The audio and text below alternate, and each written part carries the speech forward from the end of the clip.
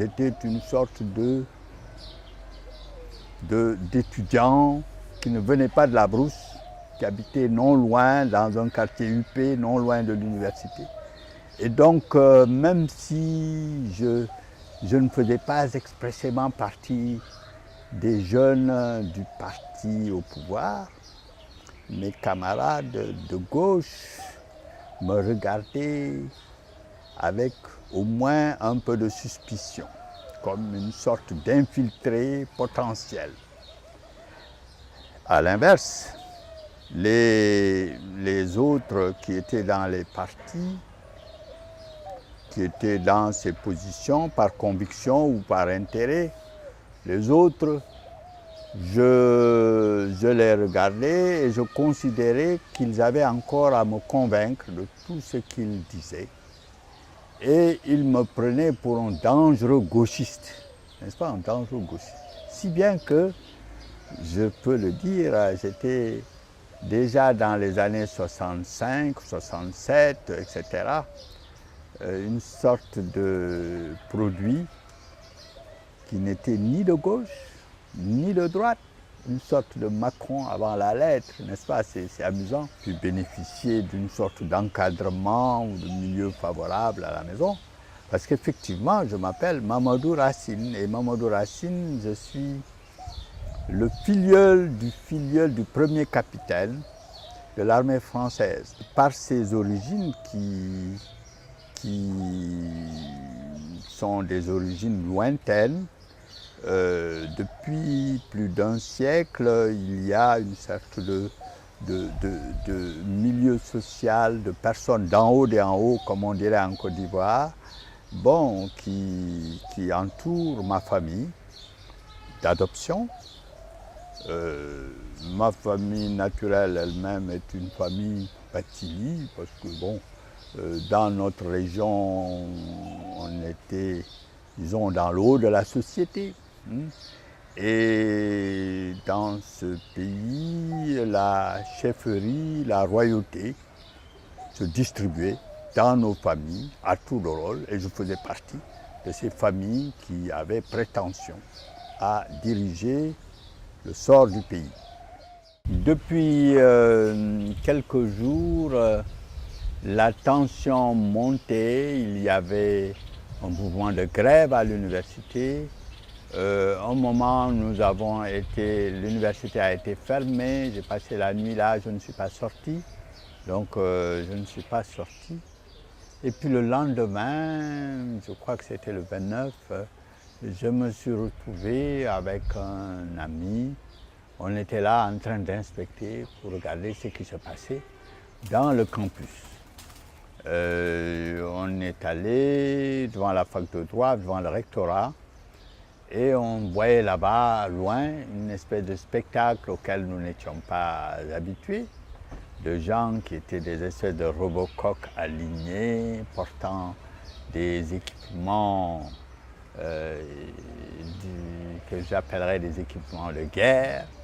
Ils étaient là, vêtus de tenues censées faire peur aux gens. Ils étaient là, debout, comme une espèce de muraille.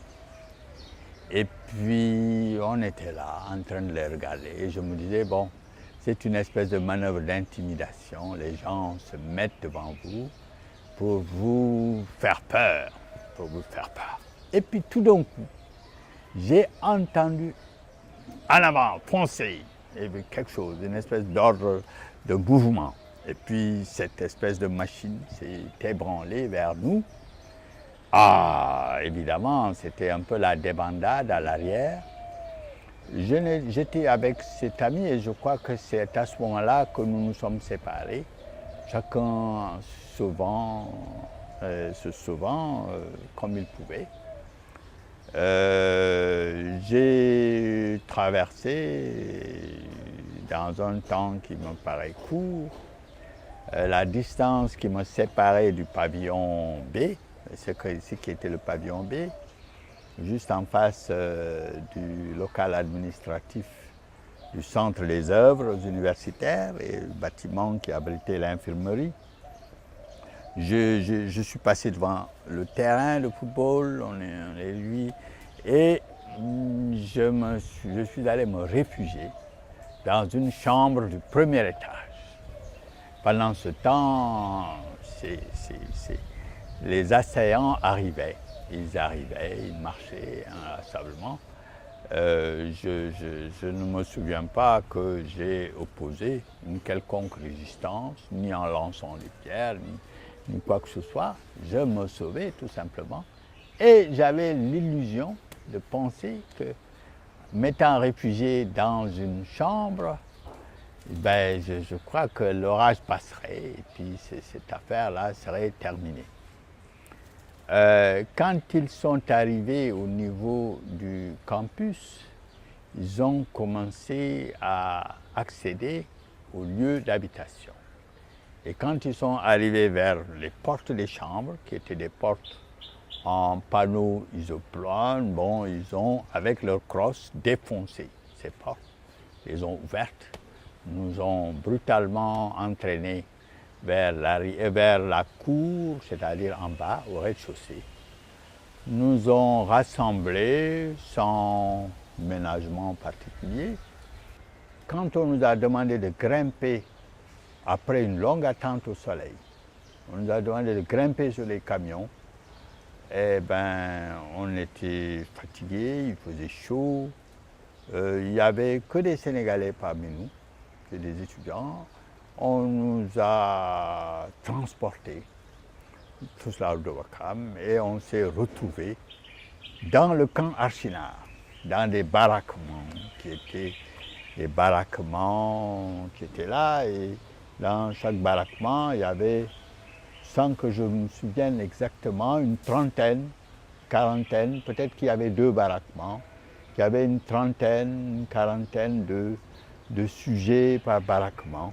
Bon, certains étaient un peu agités, surtout parmi nos jeunes amis un peu gauchistes qui étaient là, ils semblaient très agités. Et il fallait donc calmer tous ces gens-là, il fallait les calmer. Bon, on arrivait là, bon, et certains semblaient ne pas comprendre que devant la gravité de la situation, des gens comme moi puissions fonctionner calmement. Et au contraire, moi-même, je ne comprenais pas pourquoi ils s'agitaient, parce que l'agitation n'ajoutait rien comme solution au problème que nous étions en train de vivre. Au contraire, à mon point de vue, il fallait garder tout son calme. Le deuxième type de mouvement qu'il y a eu, c'est que le grand Senghor, de petite taille, avait estimé qu'il y avait des étudiants dans certaines disciplines et des étudiants d'un certain niveau qui corrompaient la jeunesse, n'est-ce pas, que ces étudiants corrompaient la jeunesse étudiante et qu'il fallait donc les éloigner. Alors on a laissé seulement ouverte la faculté de médecine, on a fermé la sociologie complètement et tous les étudiants qui étaient au-delà de la 2e année en droit, en sciences économiques, en lettres, tous ces étudiants ont été exportés, ainsi que leurs professeurs, vers l'ami Pompidou, n'est-ce pas, qui nous a reçus. Je me suis ainsi retrouvé auvergnat, chez les Gaulois, dont on m'avait dit quelque part dans les années 50 qu'ils avaient été mes ancêtres.